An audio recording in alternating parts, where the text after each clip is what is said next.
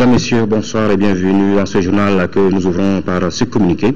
Les 13 et 14 mars 2014 se sont tenus sous l'égide du gouvernement du Mali et de la MINUSMA, avec la participation des mouvements armés, de l'administration, des élus locaux et de la société civile, des importantes réunions. Le premier atelier a traité des voies et moyens d'accélérer le redéploiement de l'administration et des services sociaux de base dans le nord du pays. Le deuxième atelier a fait l'évaluation de la mise en œuvre de l'accord préliminaire de Ouagadougou.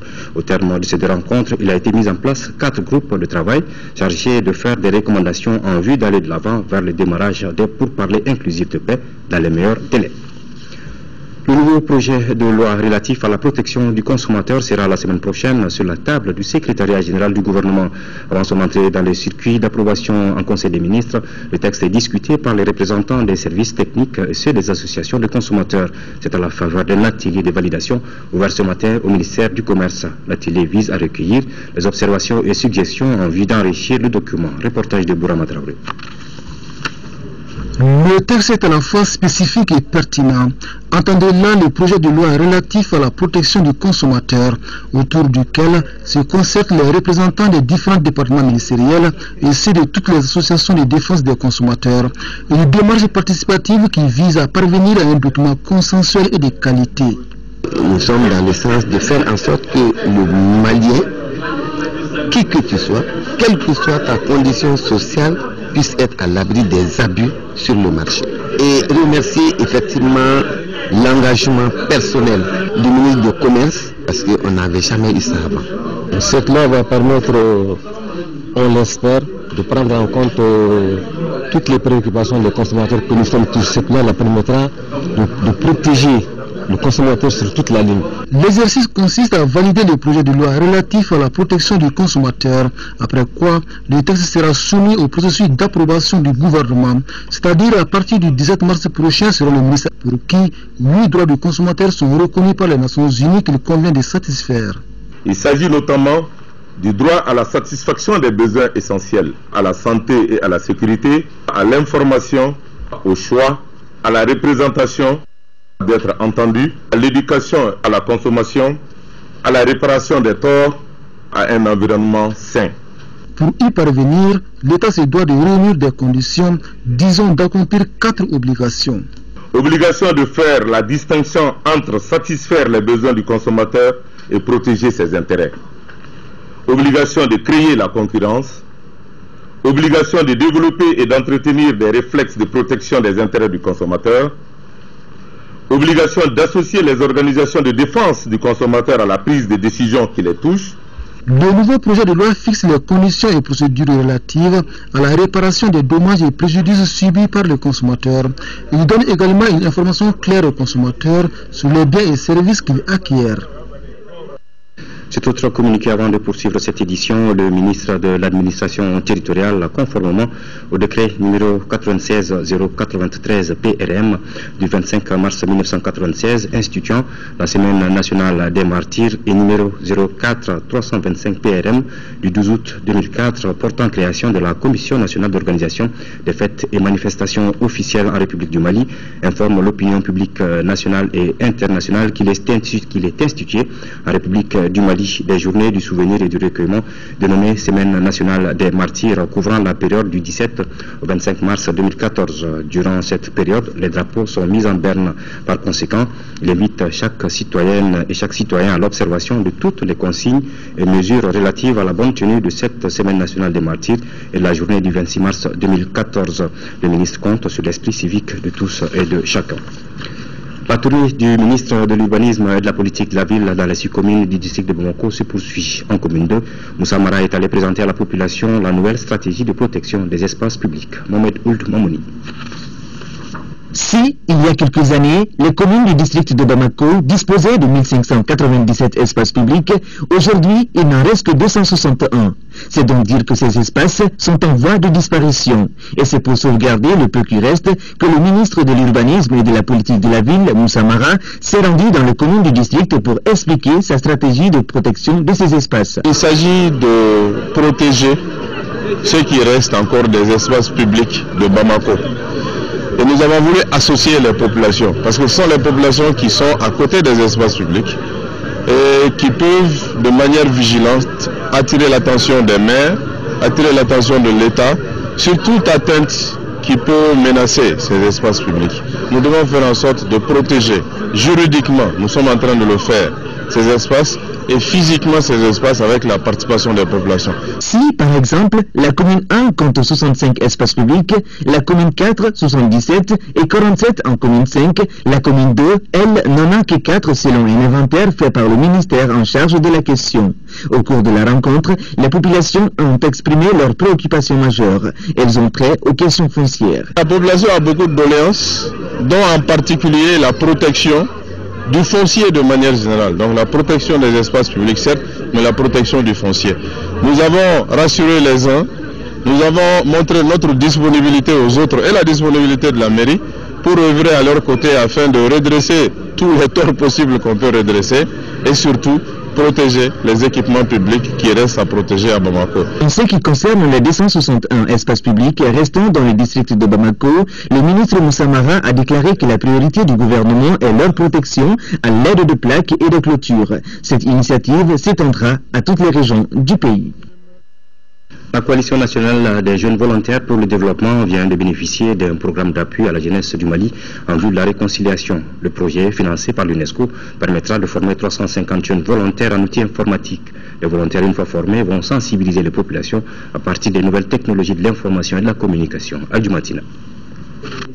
La jeunesse malienne se mobilise pour participer au processus de réconciliation déjà amorcé par les autorités. Le Conseil national de la jeunesse, à travers la Coalition nationale des jeunes volontaires pour le développement, va s'atteler à l'instauration de la paix. Pour cela, la CONGEDEV va s'appuyer sur les nouvelles technologies de l'information pour mener la sensibilisation. Le projet, c'est pour qu'au finish, il y ait un vaste réseau de jeunes conscients, des jeunes de la nouvelle génération d'Ambé, un concept porté par le ministre de la Jeunesse et des Sports. Le projet, qui arrive dans un contexte post-conflit, est financé par l'UNESCO, qui reste engagé à accompagner le Mali. C'est ainsi que 350 jeunes volontaires seront formés en outils informatiques pour prêcher la réconciliation. Ce projet vous permet de vous exprimer en utilisant de nouvelles technologies. Vous retrouvez dans les ateliers de formation pour être encore mieux édifié et informé. Ça rentre dans le cadre de notre stratégie, la stratégie du faire-faire que nous prenons aujourd'hui, qui consiste à appuyer les associations à aller vers la mise en œuvre de leurs activités contenues dans leur plan d'action. Donc à ce titre, nous saluons cela et nous sommes totalement disposés et mobilisés aux côtés de ces organisations bénéficiaires pour les aider dans la mise en œuvre de ce projet. Je vais mesurer l'ampleur de la tâche. Cette subvention qui vous est faite, loin d'être une manne, doit être perçue comme une charge au sens noble. Vous devez vous employer à en faire le meilleur usage, non pour votre profit, mais pour le bonheur des communautés envers lesquelles vous avez des devoirs à assumer. Soyez cette génération d'Ambé dont le pays a tant besoin. Mais vous connaissant et sachant votre engagement citoyen, je n'ai point d'inquiétude quant au bon usage des fonds et bon déroulement du projet. La mise en place d'un tel projet ne fait que contribuer à aider les initiatives du gouvernement. Les jeunes volontaires viennent de 4 structures de jeunesse. Voilà notre communiqué avant de poursuivre. Dans le cadre de la mise en place des organes de la Haute Autorité de la Communication HAC, le ministre de la Communication et des Nouvelles Technologies de l'Information invite les organisations professionnelles des médias à faire parvenir au secrétariat général du département, cité administrative, bâtiment 9, 3e étage, un dossier constitué des pièces ci-après: le récépissé de création de l'organisation, les statuts, règlements intérieurs, la liste des membres du bureau, la liste des adhérents, tout document PVCR attestant de la tenue régulière des instances. La date limite du dépôt des dossiers est fixée au vendredi 21 mars 2014 à 17h30 au lieu sus-indiqué. Pour tout renseignement complémentaire, prière à s'adresser au secrétariat général du ministère. Bamako Horizon 2030, c'est le nom d'un projet qui entend donner une autre image de la ville de Bamako dans 20 ans. Les concertations ont débuté pour recueillir les avis des uns et des autres sur cette vision politique. Les maires, les représentants des centres d'animation pédagogique et ceux du gouvernorat ont donné le temps de cette journée de réflexion. Pour plus de précisions, écoutons Koulibaly Juliette Paradis, conseillère au gouvernorat du district de Bamako. Elle est au micro de Sokona Kamisoko.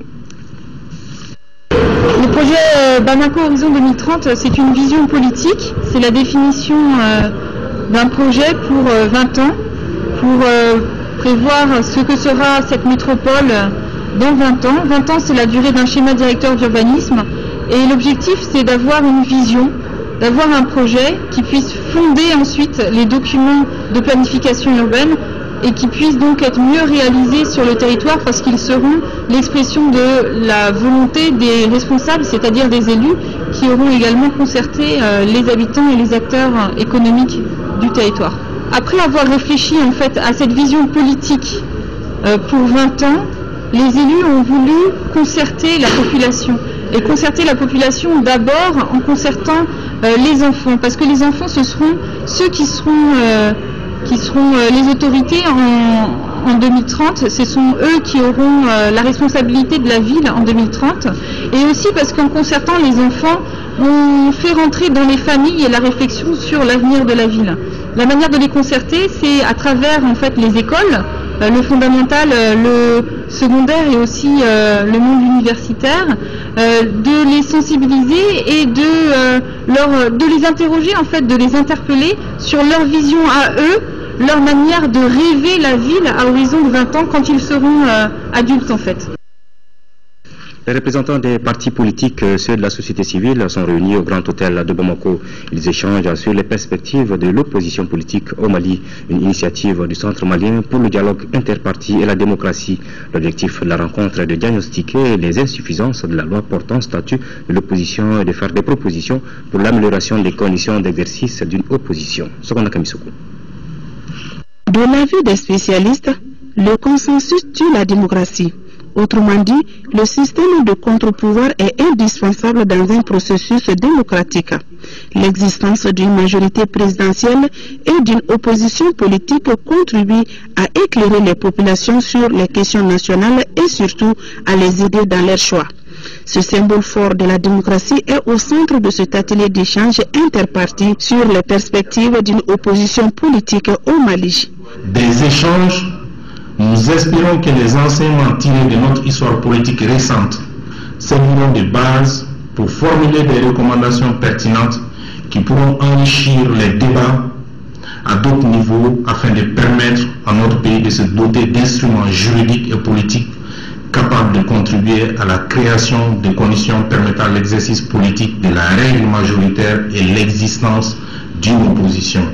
L'existence et le bon fonctionnement d'une opposition politique permettent l'émergence d'un débat riche et contradictoire. Une nécessité pour la consolidation de la démocratie malienne. D'où l'importance du choix du thème « Perspective de l'opposition politique au Mali ». Échanger sur les perspectives de l'opposition politique est un thème fort intéressant sur notre landerneau politique eu égard à la dynamique nouvelle dans laquelle se trouve notre pays. En effet, considérer l'existence de l'opposition politique dans une démocratie relève d'un postulat politique qui s'analyse comme la contribution au débat démocratique, indispensable pour l'enrichissement des populations sur les problématiques nationales. Quel espace d'exercice pour l'opposition? Faut-il un chef de file de l'opposition? Comment assurer une politique correcte d'un statut de l'opposition? Ce sont entre autres interrogations auxquelles tentent de répondre les participants à cet atelier.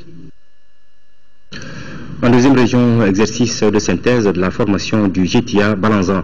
Le chef d'état-major général des armées du Mali, le commandant de l'EUTM et le directeur général de l'état-major de l'Union européenne ont fait ce jeudi le constat d'un exploit de nos militaires formés. Un scénario de défense bien réussi qui donne de l'espoir pour un bataillon requinqué à faire face aux missions qui lui sont assignées. Reportage de Brémakoni.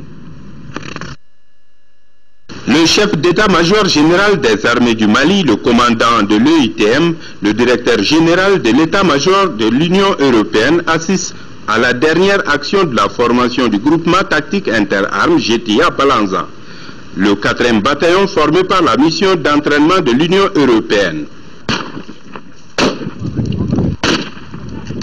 Cet exercice s'appelle l'offensive. Dans ce scénario, l'ennemi en défensive sur la colline de Dumba à plus d'une vingtaine de kilomètres de Koulikoro a pu être vaincu.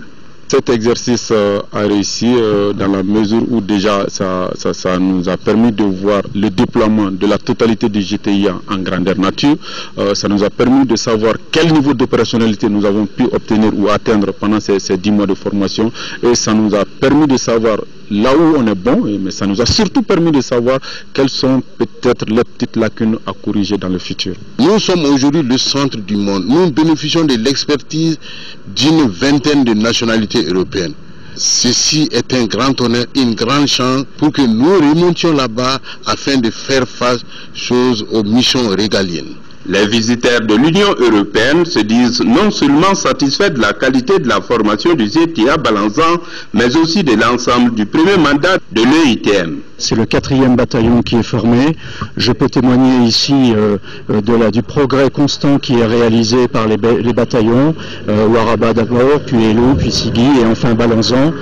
Je crois qu'il faut être optimiste pour la suite et pour l'aptitude de ces bataillons à remplir leur mission quand ils seront déployés en zone opérationnelle. C'est un parcours tout à fait fructueux, avec des résultats tangibles. Donc j'ai pu rencontrer quelques-uns des éléments qui sont là dans ce cadre de l'exercice et qui ont fait preuve d'une très bonne connaissance de leur métier spécifique. Les États membres de l'Union européenne ont mis des ressources à disposition.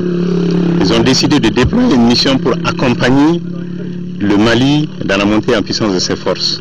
Il est normal que périodiquement un compte-rendu leur soit fait. Il est bon que le chef de groupe, les conseillers, puisse lui-même se rendre sur le terrain, par lui-même voir quelle est la qualité d'instruction, voir les insuffisances, voir ce qu'il y a lieu de corriger, pour faire un compte-rendu, disons, au comité politique qui décide des décisions qui doivent être prises, qui sont composées des ambassadeurs.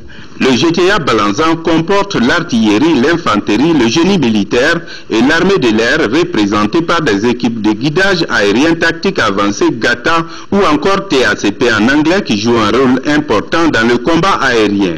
L'ensemble forme les 3 compagnies du GTA. La sortie du 4e bataillon, qui se fera la semaine prochaine, va consacrer la fin du premier mandat de formation de l'Union européenne. En 4e région, le colonel-major Charles Faux, directeur des services de santé des armées, accompagné de son sous-directeur logistique, le médecin colonel Moussa Bouy Koulibaly, a procédé du 10 au 11 mars à la remise d'un important lot de médicaments dans tous les centres de formation classique basés en zone de défense numéro 2. Reportage dit par commandant Sividi Konaté avec la voix de Fousseni Samake. La réforme de l'armée malienne est une réalité. Cela se concrétise par cette remise d'importants lots de médicaments dans tous les centres de formation militaire classique du pays. Le colonel-major Charles Faux, chef de mission, donne les raisons de cette grande innovation qui est d'une importance inestimable. Cette année, c'est une grande première pour nous de faire rentrer les CAT1, CAT2, BA1, BA2 et CIA. Et on s'est dit que pour la bonne réussite de toutes ces formations classiques, il fallait obligatoirement un soutien au niveau de la santé. Mais la semaine dernière déjà on était à Ségala où il y a aussi un centre de formation.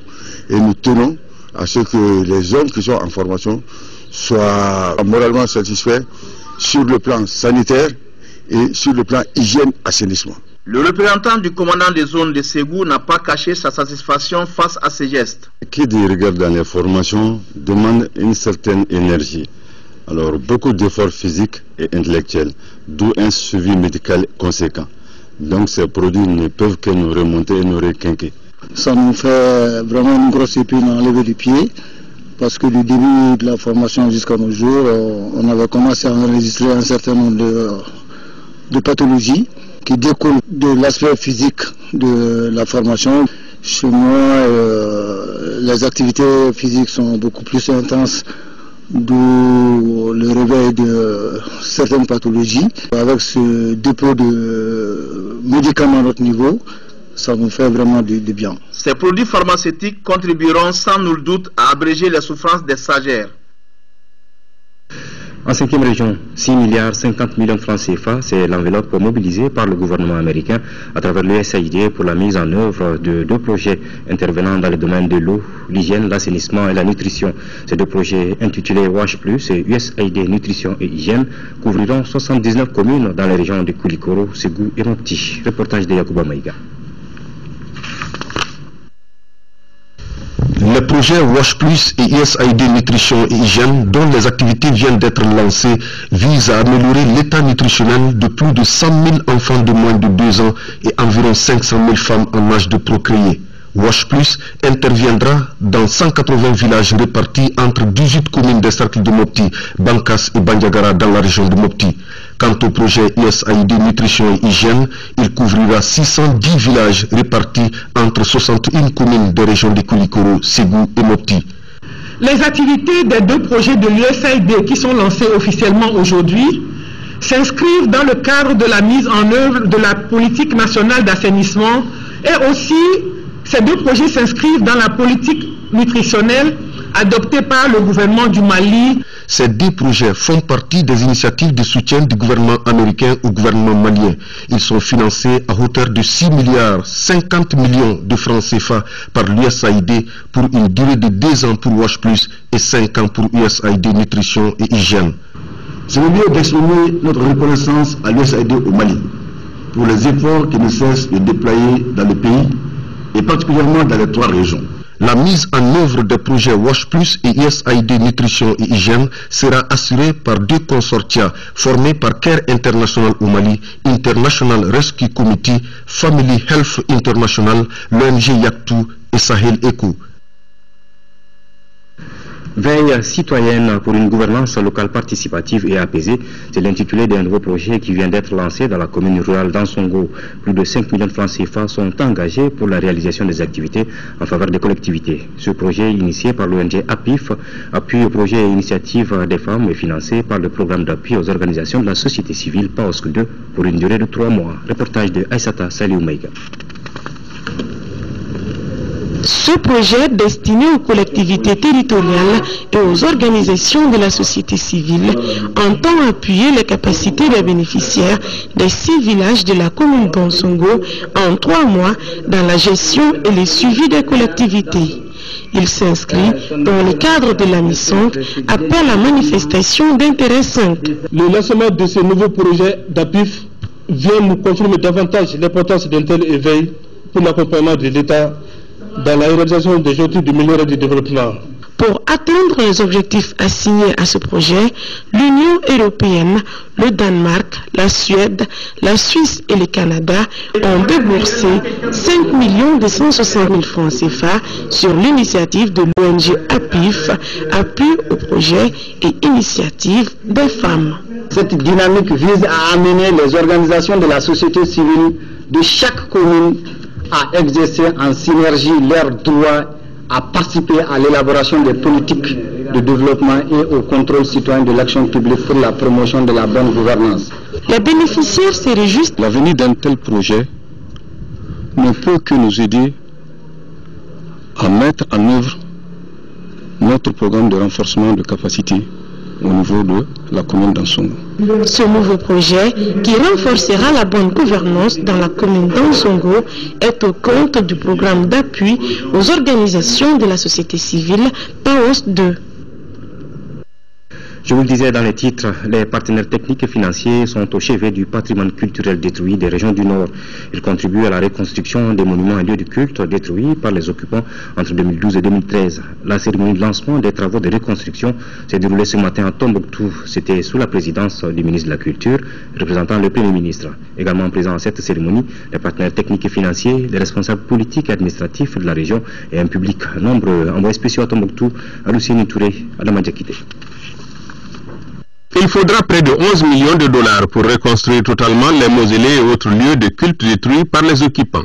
En attendant de réunir la totalité de cette somme auprès des bailleurs de fonds, le ministère de la Culture procède déjà au lancement des travaux de réhabilitation de ces infrastructures, réparties notamment sur les régions de Gao et Tombouctou. C'est donc devant la célèbre mosquée de Djinguereber que les ministres de la Culture donnent le coup d'envoi des dits travaux. C'est le lieu pour moi de remercier les autorités maliennes, de louer les efforts concertés de la communauté internationale, de saluer la patience et la résistance des populations locales. Le Mali plus que jamais bénéficie de l'accompagnement des bailleurs de fonds. Ses partenaires bi- et multilatéraux disent ne ménager aucun effort pour que ces villes et leurs sites retrouvent leur lustre d'antan. La France, la Suisse, l'Union européenne et l'Afrique du Sud s'engagent ainsi à mettre la main à la poche. L'Union européenne est déterminée à poursuivre son appui à la construction de la paix et au développement économique et social au Mali. Ainsi, Je rappelle que l'Union européenne et ses États membres sont le premier partenaire de développement au Mali. L'aide totale représente plus de 50% du montant total de l'aide développement au Mali.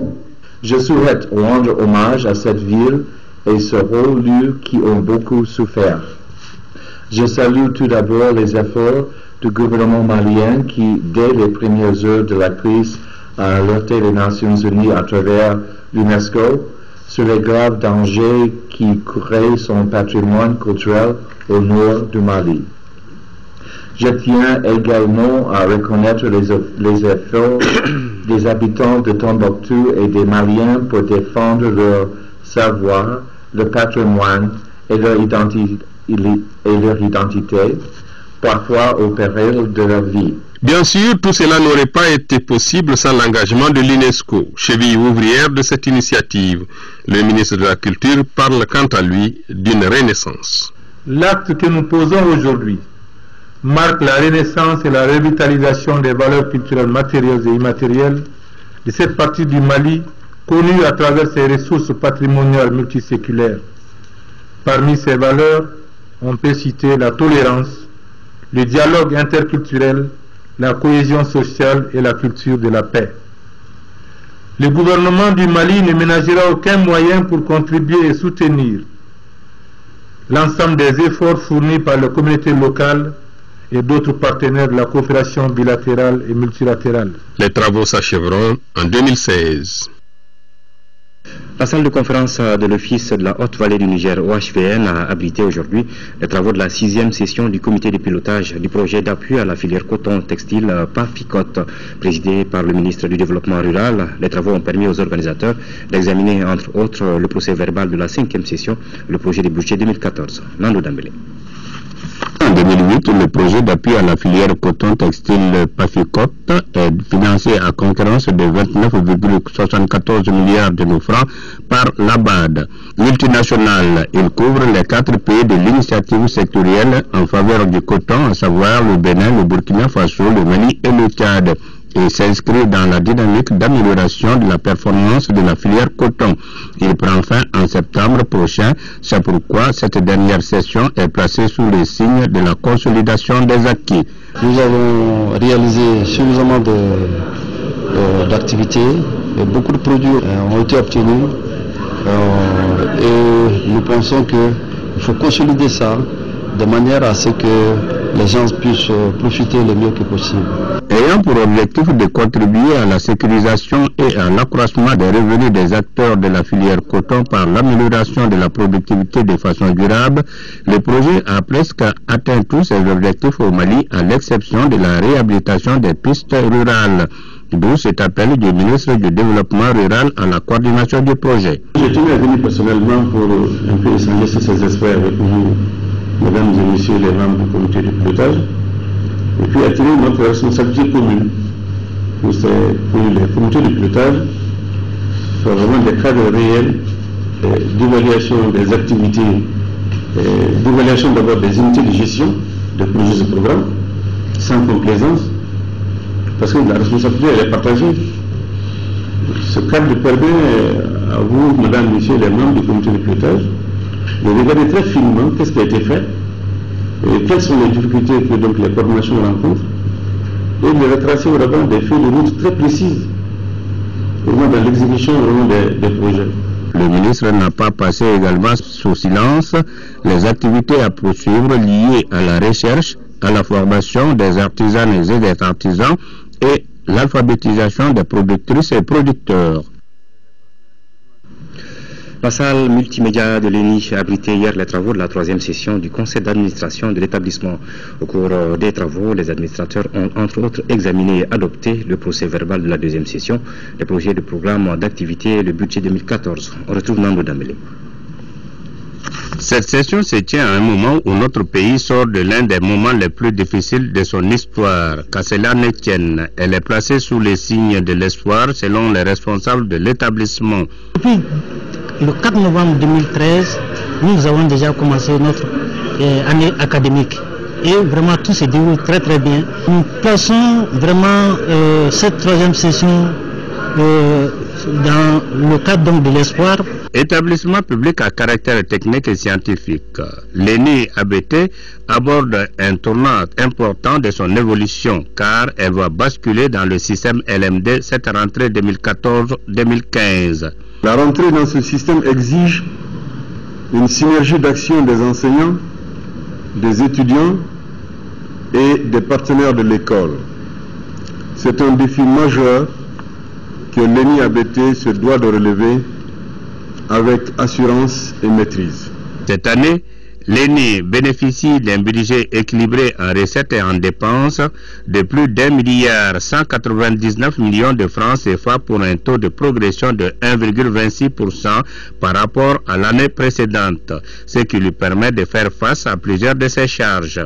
Les administrateurs ont, au cours de cette troisième session, procédé à l'examen et à l'adoption du procès-verbal de la deuxième session, fait l'état d'exécution des recommandations, le compte de gestion et l'adoption des projets de budget et des programmes d'activité 2014.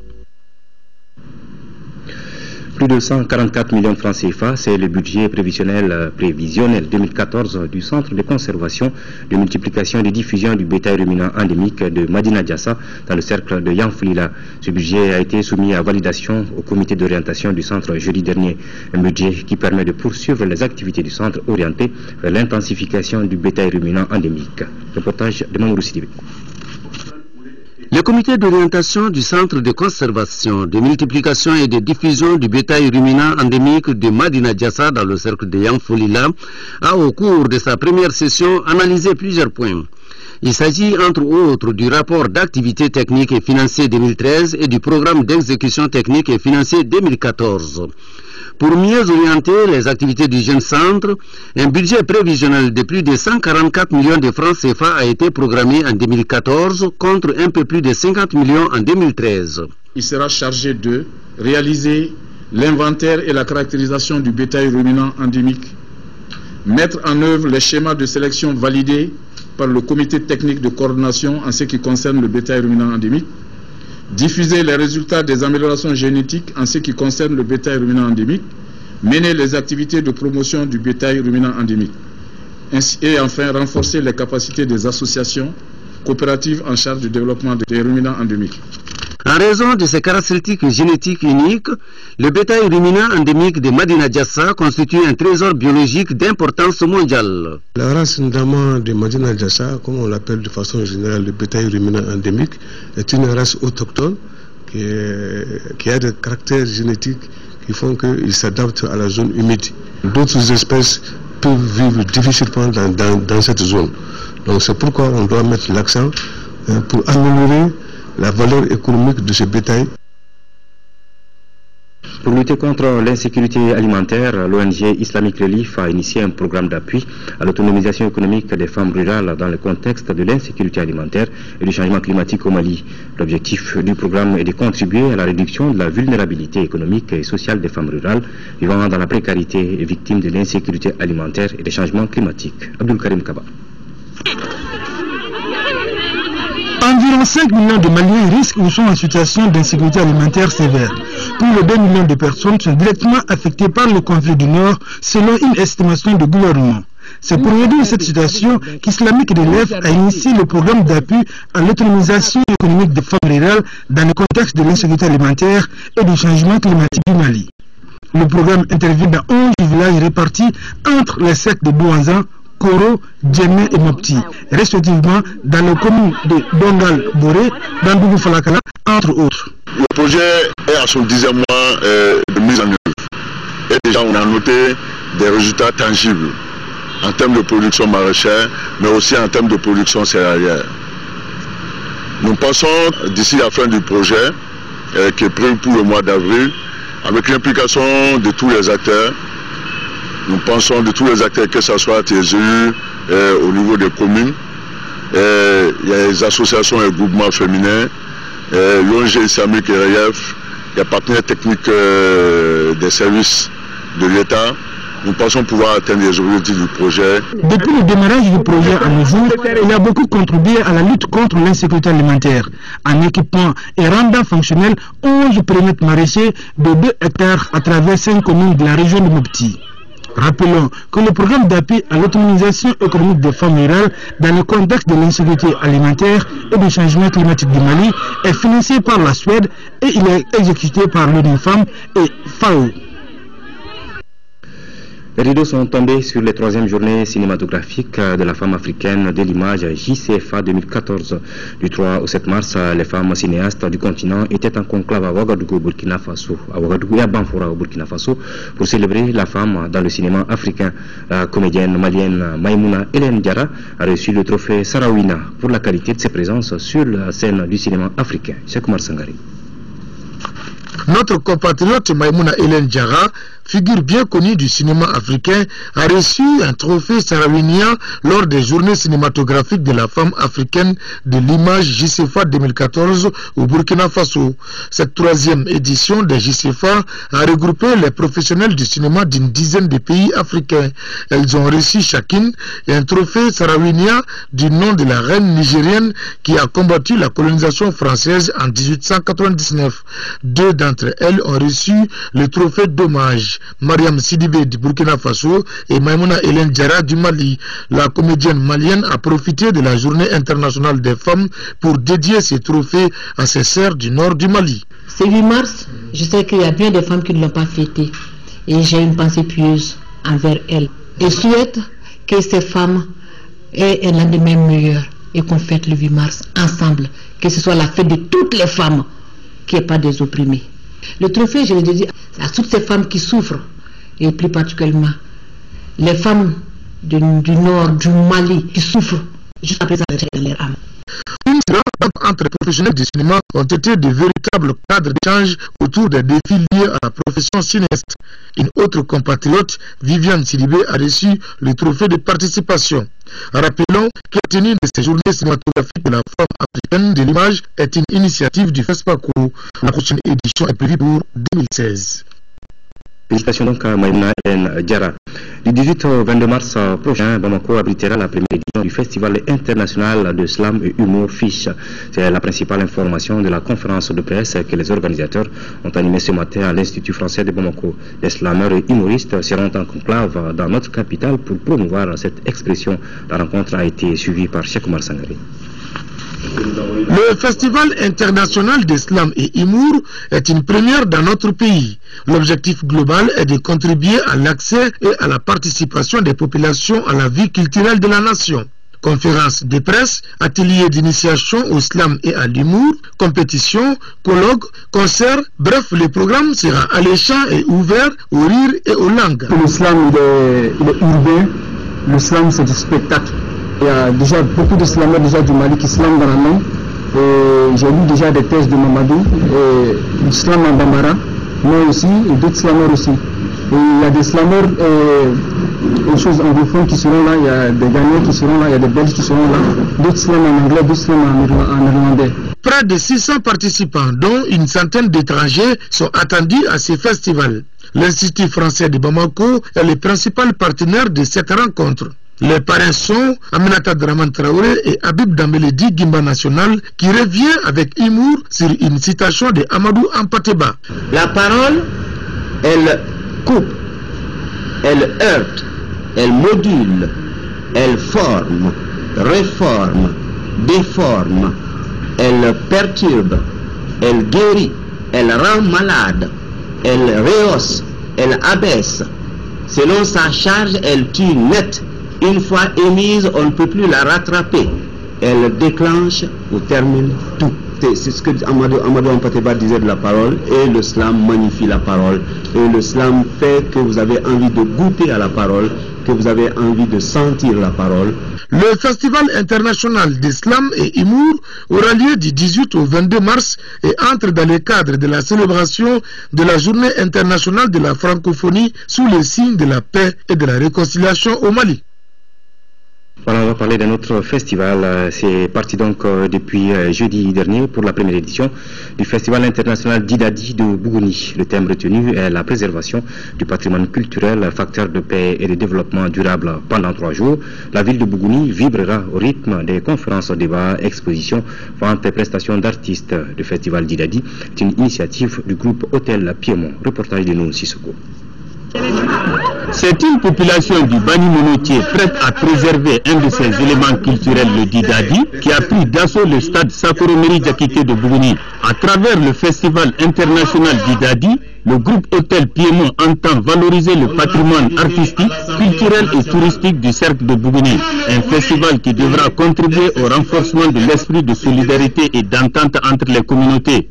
Le Didadi est une musique traditionnelle populaire au rythme chaleureux et bien cadencé. C'est ce même Didadi qui anime le village à chaque occasion de fête. Des femmes, des hommes et des enfants, après une longue journée de travail, trouvent ainsi une occasion de se libérer du stress quotidien. Le Festival international de Bougouni est une vision et un projet pour le développement socio-économique et culturel du cercle de Bougouni.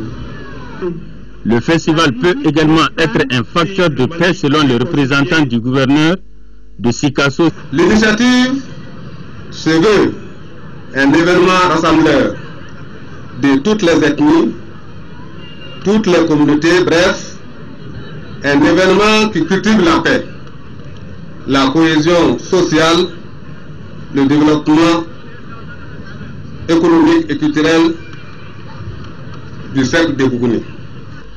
La cérémonie d'ouverture s'est terminée par une visite de stand des officiels. Ici, l'on trouve des produits du savoir-faire local dans les domaines de l'alimentation, l'artisanat, la médecine traditionnelle, entre autres. L'antenne malienne de l'Union nationale des femmes reporters sportives d'Afrique, UFRESA Mali, a organisé une conférence au débat sur le thème Femmes et sport, quel avenir? Le lancement officiel des activités de l'antenne UFRESA Mali s'inscrit aussi dans le cadre des festivités du 8 mars. La conférence était animée par Mme Sangaré Aminata Keïta, présidente de la Fédération malienne d'athlétisme. Reportage de Mamoutou Dante. Femmes et sport, quel avenir? Beaucoup de gens se posent la question, notamment les femmes reporters sportives. Voilà pourquoi le choix de ce thème débattu au cours de cette première conférence débat, initiée par l'antenne malienne des femmes reporters sportives d'Afrique, UFRESA Mali, il marque le lancement officiel des activités de l'UFRESA Mali, dont le bureau a été renouvelé le 21 septembre 2013. La conférencière Mme Sangaré Aminata Keïta, dans son intervention, a mis l'accent sur l'épanouissement de la femme en général et celle du Mali en particulier dans toutes les activités sportives au Mali et ailleurs. De plus en plus, les femmes s'investissent dans ce milieu sportif avec l'accompagnement de tous et dès qu'on leur fait ce pour autant que pour faire confiance, les femmes excellent et c'est ce qu'on a vu. Et on a vu les femmes maintenant, elles sont dans tous les domaines, journalistes, et entraîneurs, et reporters. Au cours de cette conférence, l'assistance a eu droit au témoignage de plusieurs personnalités sur l'importance de l'engagement des femmes dans la pratique du sport, les difficultés qu'elles rencontrent au cours de leur carrière sportive. Femmes et sport, quel avenir? Je pense que c'est la question que beaucoup de gens se posent. Pourquoi? Parce que les femmes sportives, souvent, elles n'ont pas une bonne image. C'est pourquoi nous avons choisi ce thème, pour édifier plus les gens que les femmes qui pratiquent le sport. C'est uniquement une profession. Une profession, pourquoi? Comme on dit dans le jargon, une âme saine dans un corps sain. C'est aussi un facteur de développement. C'est pourquoi le choix de ce thème. Ça marque aussi le lancement de nos activités. La porte de l'UFRESA Mali reste ouverte à toutes les femmes africaines journalistes, photographes, réalisatrices, caméra-woman, techniciennes spécialisées en sport, de même que celles des secteurs publics ou privés. On parle toujours de tir, championnat national de Ligue 1. Au compte de la 9e journée en retard, la AS Real de Bamako a été sans pitié pour le Nianan de Koulikoro, battu 4-0. La rencontre a eu lieu au stade Omnisport Moulifeti. L'AS Real de Bamako a fait honneur à son rang en terrassant le Nianan de Koulikoro, battu 4-0. D'entrée de jeu, les Noirs et Blancs ont pris le match en main et asphyxient leur adversaire. Le Nianan n'a pas de répondant nécessaire pour poser problème aux Scorpions. La pression est grande sur le Nianan qui par fini et permet à l'AS Real d'obtenir un penalty à la 18e minute. Moussa Kouré exécute la sentence. 1-0. Le Real semble ne plus prendre les choses au sérieux, en témoignent les nombreuses occasions manquées. À la mi-temps, le score est de 1-0 pour les protéger de Moundiane. Au retour des vestiaires, l'ASL continue le pressing, ce qui oblige les défenseurs de Ghana à commettre des fautes. Conséquence, Siaka Konaté, défenseur de Ghana pour le du carton, abandonne sa partenaire à la 41e minute de jeu. L'équation devient encore plus difficile à résoudre pour l'équipe de Koulikoro. Le Real finit par inscrire 3 autres buts. D'abord, à la 61e minute par Moussa Koné qui signe son doublé. Et ensuite, au 79e et 87e minute de jeu, par respectivement Souleymane Diarra et Nti Amadou Samaki, entrés en cours de jeu. 4-0. En toute fin de partie, Nia Samaki de Ghana aussi écope d'un carton rouge. L'ASL l'emporte sans difficulté 4-0 devant le Ghana de Koulikoro. Voilà, la mise à jour de ce championnat national se poursuivra dimanche prochain avec la rencontre de la 9e journée, le classico malien entre le Djoliba AC et le stade malien. Page noire de ce journal, l'ancien bâtonnier de l'ordre des avocats du Mali, Maître Seydou Idrissa Maïga, s'en est allé décédé des suites d'une courte maladie à l'âge de 56 ans. Il a été accompagné ce vendredi en sa dernière demeure. Au cours de cette cérémonie funéraire, il y avait l'ensemble de la famille judiciaire et de nombreuses autres personnalités du Mali et de la sous-région. Il repose désormais au cimetière de Garanti-Kibougou. Reportage de Mohamed Doumbia. La famille judiciaire est en deuil. Maître Seydou Idrissa Maïga s'en est allé. Ancien bâtonnier de l'ordre des avocats du Mali, il est décédé dans la nuit du samedi au dimanche dernier suite à une courte maladie en France.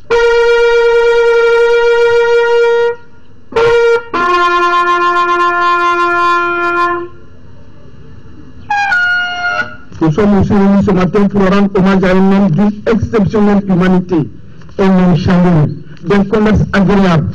Je nous laisse tous orphelins. Ta mère, tes épouses, tes enfants, tes frères et sœurs, tes parents et amis par-delà tous les rivages, mais particulièrement ta famille, celle que tu ne quitteras jamais, le barreau du Mali.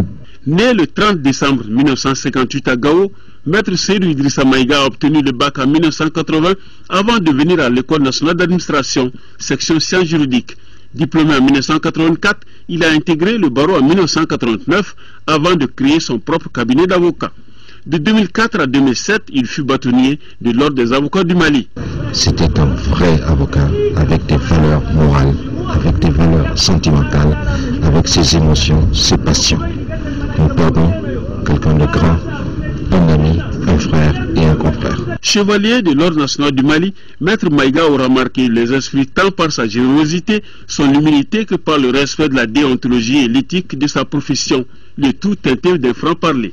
À travers nos larmes et à travers tous ces témoignages de reconnaissance, il y a comme des fragments d'éternité qui rendront toujours le bâtonnier Maïga vivant dans nos cœurs, dans notre esprit. Je ne peux que m'incliner devant sa mémoire, lui souhaiter le bon repos éternel, que Dieu le garde dans son paradis. Vraiment, Seydou était un être extraordinaire, d'une gentillesse extrême, qui avait son franc-parler, mais qui n'avait rien de méchant. Maître Seydou Idrissa Maïga, qui manquera beaucoup à la famille judiciaire, laisse derrière lui 2 veuves et 6 enfants inconsolables. Il repose désormais au cimetière de Garanti-Kibougou. Dors en paix, maître. Dors en paix, maître Seydou Idrissa Maïga. Vous pourrez suivre juste après ce journal un magazine sur la visite de l'épouse du président de la République, Mme Keïta Aminata Maïga, en Guinée-Conakry. Voilà, c'est la fin de cette édition. Merci de l'avoir suivi. Retrouvez l'information demain à 13h avec Mohamed Touré. Merci.